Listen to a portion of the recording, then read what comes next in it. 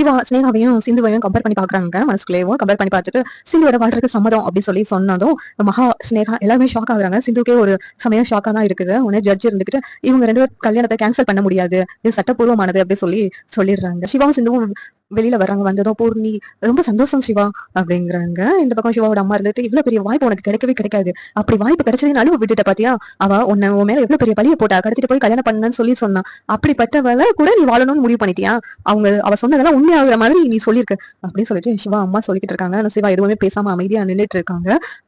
சிந்து doctor திடீர்னு என் கூட வாழ்றதுக்கு சம்மதம் சொல்லிட்டாரு, இதெல்லாம் எப்படியே நடந்துச்சு அப்படின்னு சொல்லிட்டு சிந்து அந்த அதிர்ச்சியில இருந்துகிட்டு இருக்கான். மாணிக்கம் அரவிந்த அடிச்சு உதச்சு இங்க பாரு சிந்து மேல இவ்வளவு பெரிய பழிய போட சொன்னது யாரு, உண்மையை சொல்லணும் இங்கே கொண்டுருவேன் அப்படின்னு மிரட்டுறாங்க. உடனே அரவிந்த் இருந்துட்டு ஸ்னேகா தான் இதெல்லாம் பண்ண சொன்னாங்கன்னு சொல்றாங்க.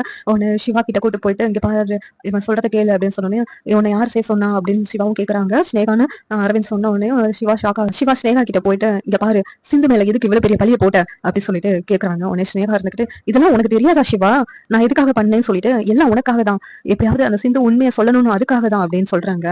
சரி இப்பதான் நான் சிந்துவை மணியை ஏத்துக்கிட்டேன், இனிமேல சிந்துவுக்கு உன்னால ஏதாவது பிரச்சனை வந்துச்சுன்னா நான் சும்மாவே இருக்க மாட்டேன் அப்படின்னு சொல்லிட்டு சிவா சொல்றாங்க. என்ன சிவா இப்படி மாறிட்டேன், அவ உனக்கு துரோகம் பண்ணிருக்கா சிவா, உன்னை ஏமாத்தி கல்யாணம் பண்ணிருக்கா, அப்படி இருக்கும்போது நீ அவளை ஏத்துக்கிட போறியா அப்படின்னு சொல்லிட்டு ஸ்னேகா கேக்குறாங்க. உடனே சிவா இருந்துகிட்டு அவ துரோகம் பண்ணாளா, நான் உன்னை உயிருக்கு மேல நினைச்சேன், ஆனா நீ எனக்கு எவ்வளவு பெரிய துரோகம் பண்ணிருக்கேன்னு தெரியுமா, ஆனா அதெல்லாம் கம்பேர் பண்ணும்போது அவ எவ்வளவோ நல்லவளா எனக்கு தெரியுறா அப்படின்னு சொல்லிட்டு சிவா சொல்றாங்க. என்ன சிவா நீ இப்படி பேசுற அப்படின்னு சொல்லி ஸ்னேகா கேக்குறாங்க. இனிமேல ஒரு வார்த்தை பேசாத, நான் சிந்துவோட சேர்ந்து வாழணும்னு முடிவு பண்ணிட்டேன் அப்படின்னு சொல்லிட்டு சிவா அங்க இருந்து கிளம்புறாங்க. என்ன சிவா சொல்ற அப்படின்னு சொல்லி ஸ்னேகா அங்க கத்திக்கிட்டு இருக்காங்க. இந்த சீரியல் எப்படி நல்லா இருக்கும் நீங்க நினைக்கிறீங்க கமெண்ட் பண்ணுங்க. இந்த வீடியோ பிடிச்சிருந்தா லைக் பண்ணுங்க, ஷேர் பண்ணுங்க, சப்ஸ்கிரைப் பண்ணுங்க. தேங்க்யூ.